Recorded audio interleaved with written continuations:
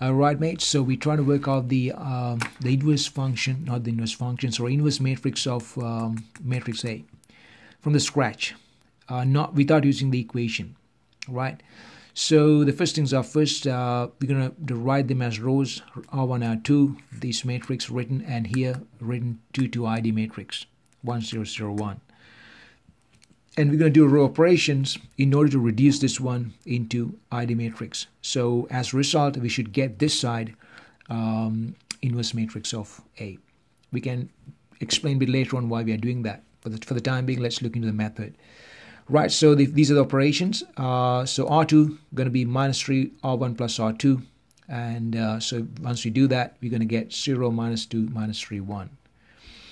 Okay, so and also the next step would be R1 turn out to be R1 plus R2. Basically, we're going to add them together. So we're going to get this matrix.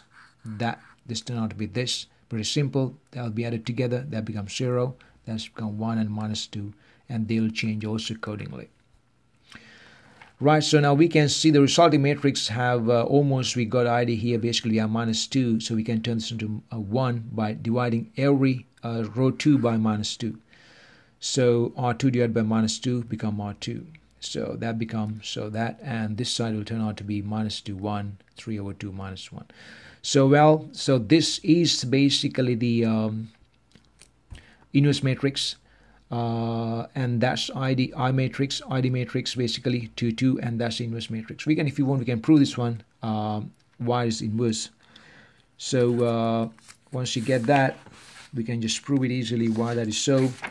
We can write the answers now here. That's the inverse of A, and if I times by A, I can clearly see that I'm going to get, obviously we can simply multiply the two matrices together, you're going to get I. So this can be proved by just checking it.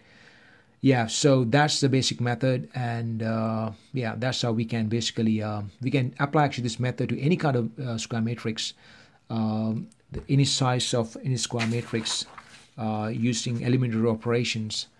We can find the inverse matrix, mate. Cheers.